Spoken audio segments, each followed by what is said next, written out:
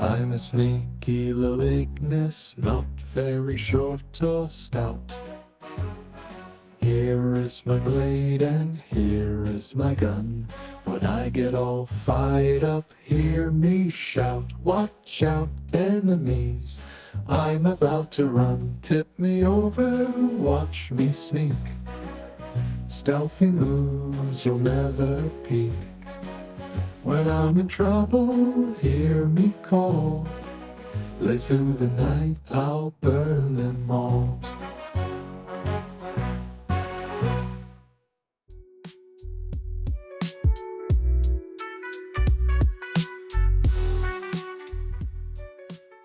Greetings and salutations, my name is Ignis, and today I have returned back to the amazing world of Dishonored 1. For those who don't know, Dishonored 1 follows the story of Corvo Attano, the once royal protector of the Fair Empress Jessamine, until she was assassinated and we were framed for it. We have an array of supernatural abilities to help us navigate and complete various missions set out by the Loyalist Group to try and bring Emily, the next in line, back into power as the Empress. Last time we were unjustly framed, broke out of prison, and took our first steps towards bringing the Lord Regent down. But today, oh today is the day we step into our first mission. If you enjoy watching me bumble through rooftops and dark alleys with the grace of a half-drunk pigeon, please leave a like. If this isn't the first video of mine you've seen, consider subscribing for more. And with that, I hope you enjoyed today's video. We wake up from our power-filled dream sequence, and what's the first thing I see? The Outsider's mark tattooed on my hand. Now if that isn't the most drunken way to start the day, I don't know what is. Speaking with Havelock, he tells us of our first mission as an assassin, to kill the High Overseer Campbell, and to collect the journal that's on him, as it may contain the location of Emily. Now just before I leave, I'm stopped by one of Havelock's servants. She pleads with me to protect her uncle, Jeff Cornell, as Campbell has recently took a delivery of exotic poison. I will do my best, but no promises. After that, I can finally get onto the boat with Samuel and make our way to the drop-off point. Samuel, our friendly neighborhood boatman, has once again dropped us off in the most scenic part of town, the sewers. Nothing like starting your day off with the smell of raw sewage and rotten corpses to get you motivated. Home sweet home. We can see two guards throwing something off the bridge into the boat below, with another guard behind them checking up on them. The first guard under the bridge goes down without a peep, and now that we can have a closer look, we can see the poor souls of the infected piled in that boat. May you finally rest in peace. I'll try not to join you anytime soon. Now, as we arrived, Samuel mentioned something about an old woman on the outskirts of town. They call her Granny Rags. I think we should pay her a visit, shall we? As we approach Granny Rag's place, we are greeted by the sight of her throwing out more junk than a yard sale on steroids. Pots, plates, and a surprising amount of... Wait, is that a severed arm? Nope, just a particularly gnarly looking bone. Lovely. Now I don't know about you, but Granny seems a bit off. She's talking to herself and not in the charming old lady who likes her tea way. More like I'm 5 seconds away from asking the rats to do my bidding sort of way. I think I'm just gonna slip by past her quietly. It seems she was hiding a shrine to the Outsider just round back. I didn't expect to find a piece of the void in a place that smells like mothballs and regret. As we speak to the Outsider, he says something cryptic about Granny's past and that we wouldn't even know her name. But we do know her name. It's Susan Sarandon. Wait, hold on. Wrong name. Fair Empress, a once aristocrat, now homeless beggar being harassed by the people around her. Who knew the void was into tragic backstories? After a quick little chat with Granny, who thinks I'm someone else, awkward, we hear that the Bottle Street gang has come to shake her down and take what money she has left. Naturally, my first instinct is to disappear, but what's a bit of stealth without a touch of rooftop acrobatics? I scale the roof like a graceful... Oh, wait, no. Missed the jump. Let's try that again. Okay, no, not that time either. Third time's the charm, and up I go. Much better. From my new vantage point, I can take out the Bottle Street thugs one by one using sleep darts, because nothing says I'm a badass like playing bedtime nanny with a bunch of street punks. With the 3 thugs down, I decide to tidy up. All 3 bodies to be placed underneath a fan. Just a nice little boys' night out, right? But, wait, hold on. Where's the 3rd one? Wait, where'd he go? Damn it, I should have paid more attention.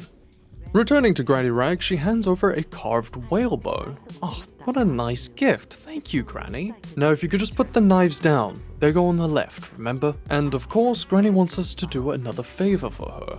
This time, it's to poison the elixir still run by Slackjaw and the Bottle Street gang. You know, spreading more of the plague is not really on my to-do list, Granny, but hey, a trip down to the good doctor's lab might still yield something useful, so I'll play along. Minus the whole poisoning bit. I'm not going there. And with that, it's time to take to the rooftops again. Dunwall looks almost peaceful from up here.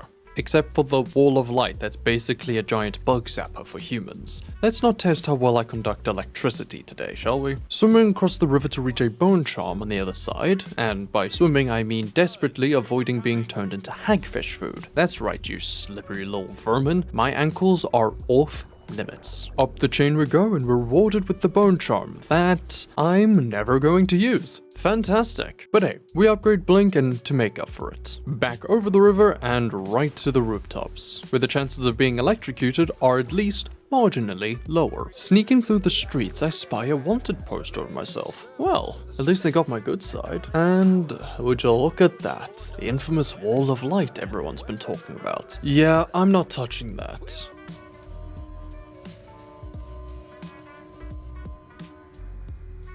Goodbye, Mr. Rat. You will be missed. Why are we still here? Just to suffer? As we take out the guard that came to inspect the Wall of Light, I hear even more sad news. Several places have been closed down in the district. But wait, no! Not the dice hall! How am I supposed to fuel my addiction for tabletop games now? In light of this absolutely tragic revelation, I head back down the alleyway to find that only one of the Bottle Street boys remains. Looks like the third one returned to pick them up, and oh, he was even kind enough to leave behind a wallet of money as thanks. Well, don't mind if I do. Now that my job title has officially changed from the Lord Protector to the Loyalist Assassin, one thing I have to learn is to stay either on the high ground or the underground. Now, I'm not a mole person, so the rooftops it is. Moving through the apartments, I overhear more Bottle Street boys harassing another poor soul. Timing it just right, I'm able to knock both of them out and stash them away. Congratulations, citizen, you're free. And what's this? You have nice blueprints that I want. You know, take my money and let's keep this between us, right? By the way, can someone explain to me why I'm suddenly failing all my jumps today? You know what, screw this. To avoid looking like a complete fool in front of Griff, I'm just gonna blink. Yep, nothing to see here, just your friendly neighborhood assassin who apparently can't bloody jump. Next on our list of things to do is go to Dr. Galvani's lab to see if he has anything useful for us to use against the High Overseer. And if I had to take a guess, that is the building we need to go to. Sneaking into Dr. Galvani's lab, I can channel my inner bat, because apparently I'm Batman now, just without the billions of dollars or the tragic origin story. Wait, actually, scratch that last one. Once inside, I'm gonna need to rely on my hearing more than my sight. We come across a safe and a couple of doors. Naturally, we eavesdrop on a lovely couple having a conversation. Sadly, nothing too juicy, but now I know not to leave through that door. Thank you. I'll make my way back and check out the rest of this room. But unfortunately, it's not long before the maid enters the room as well. What will I do now? Well, madam, I need you to go to sleep. So be a good little girl, stay in bed, it's past your bedtime. Ugh. Can't wait to get my hands on you, Lord Regent. May your soul be forever damned to the pits of Avernus. Next on the list is the soon-to-be husband. Now, I'm no homewrecker, but you need a nap too, buddy. Would you look at that? A couple of lovebirds taking a nap together. How romantic. Except for the part where they're both unconscious and might wake up with splitting headaches.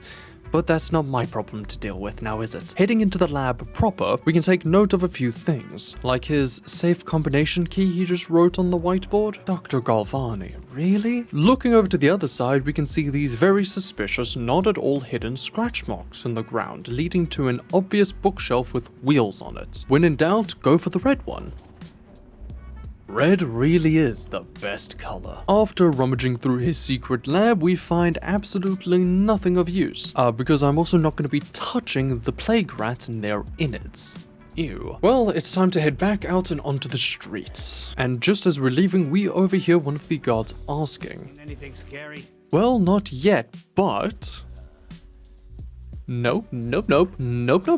I'm out of here. Staying to the rooftops where I belong, skipping the wall of light because I'm not in the mood for getting fried or dealing whatever that thing was. I'm able to sneak by rather easily. I also see some Tivian ore in the trash. Who throws away good loot? Amateurs. While we're here, we also see a blocked entrance leading to the Golden Cat, a palace of carnal desires. We will be ignoring that place as we go back up to the pipes and hop across the street once more for an additional free rune. One step closer to another upgrade. While I'm here, I hear a bit of a commotion in the back alleys. I mean, I have time, I might as well take a look. And here we can see 3 thugs in their natural habitat, looting the corpse of an officer. It's not long before it looks like a fight is about to break out. Let's just take care of that real quick and duck behind the corner again. Whoa, okay, you didn't see anything, mister? Just go quietly into the night, Mr. Tom. Whew, okay. Now, I don't know how he didn't see me there, but I'm gonna take that as a win. And just to jump forwards a bit, the game still gave me Ghost for this mission. I guess some people truly are just blind. Okay, with that out of the way, it's time to get serious. Holger Square awaits. And with that, the High Overseer. And I'm all set to make my entrance. Oh, for the love of...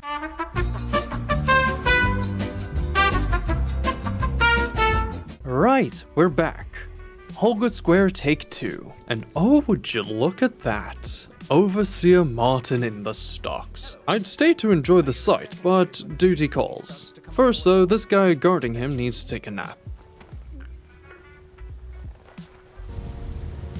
I have poor circulation and I seem to have forgotten my mittens, so I'd appreciate... Oh, don't mind me, I'm just wondering what it would look like if I light a flame below the grates. Unfortunately, the mission dictates that you need to be alive, so get up. Ignoring whatever he has to say, we blink on up over the iron fence and eavesdrop in on a conversation between 2 guards. They speak of the mark of the heretic, as well as the 7 strictures, but more importantly, how even the High Overseer can be branded as a heretic. I think I may have found the alternative to killing the High Overseer. For what's better than watching a live execution besides a full societal excommunication and execution. Now, before I can even begin such an event, I must find a way in. There are a few ways. I could charge in the front, but that would give me away and blow this whole stealth operation. I could take the side gates, maybe get inside from the sewers. Or even better yet, I'm just gonna stick to the ledge and rooftops. We know from Miss Kernau that Campbell is meeting with her uncle, so let's try and find a conference room. Sneaking along the edge, we come across a most fortunate sight, the interrogation room. Now, I will be back for you with Campbell.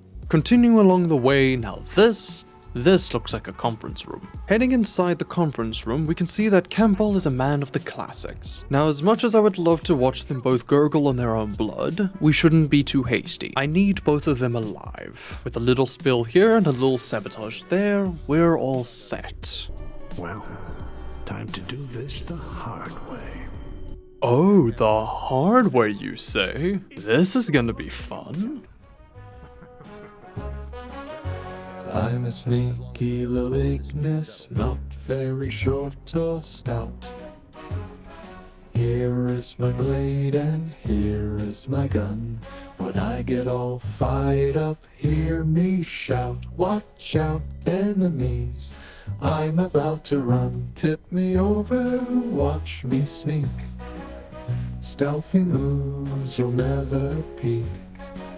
When I'm in trouble, hear me call. Blaze through the night, I'll burn them all.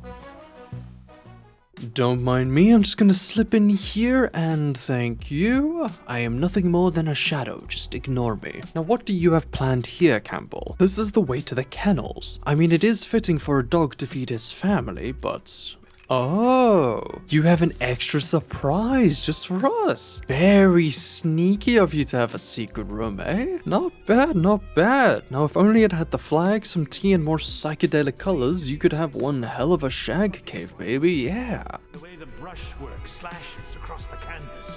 Oh, how poetic of you, Campbell. But, as I said before, I need Kernau alive.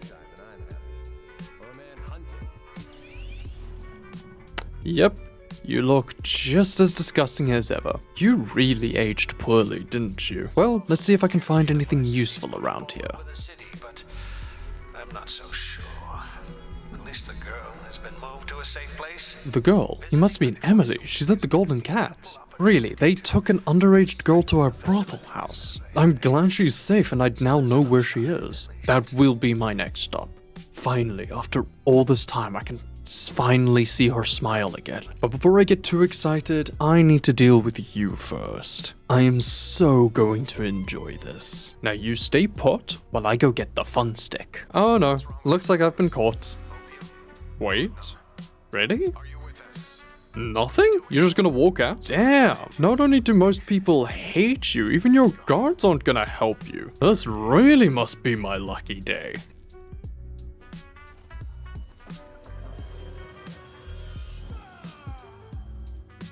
After branding Campbell, I take back to the outside, where we can hear that they did not like my present. Now that Campbell's out the way, let's go find Samuel. And again, according to Campbell, Emily is at the Golden Cat.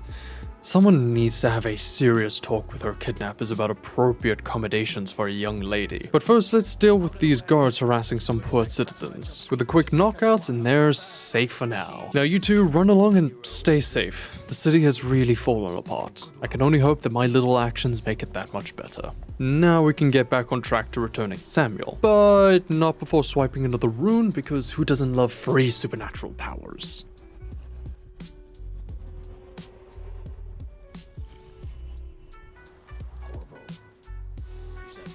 Hey Samuel, let's get out of here. It's been a long day and I've got some fantastic news.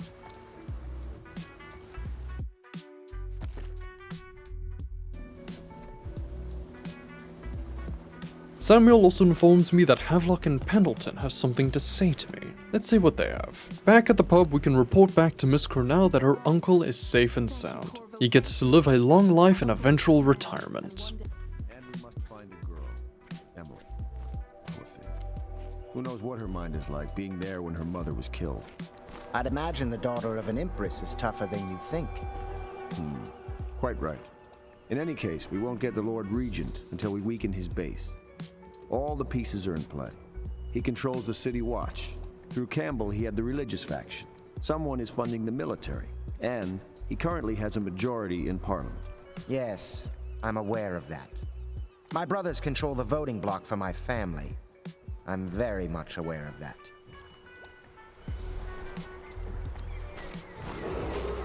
You did it! Somehow you took down the High Overseer Campbell against the odds. I knew you were our man, Corvo. With Campbell gone, we've hurt the Lord Regent immeasurably. And with Martin back, we'll have the finest strategist alive. The Lord Regent must be shitting himself in Dunwall Tower. Yes, and Campbell's journal, let's not forget. Our hope is that in these encoded pages, the location and condition of Emily Kaldwin can be discovered. Our entire movement will mean nothing if we can't place the rightful heir on the throne. We must act fast. No doubt the Lord Regent is holding Emily somewhere, waiting to reveal her, to step out as the hero and further cement his regency. If he doesn't bring the young lady forth soon, there will be infighting among the nobles as to who should succeed the Empress. Yes, time is against us. But now you should take a well-earned rest, Corvo. We will decipher the contents of the High Overseer's journal and share them with you later. Really? Right in my face? You're lucky I need you two alive, otherwise I'd be adding you to my ever-growing list of napping victims.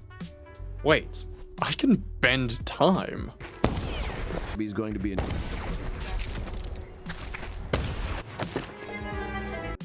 I'm glad I got that out my system, but for right now, sleep sounds good. After all, it's been a long day of sneaking, branding, and being a general nuisance. It's time for some well-deserved rest. And that's where we'll leave things today. Thank you so much for watching. If you liked the video, please give it a thumbs up and share it with your friends. Don't forget to subscribe if you enjoyed, and I will see you in the next one.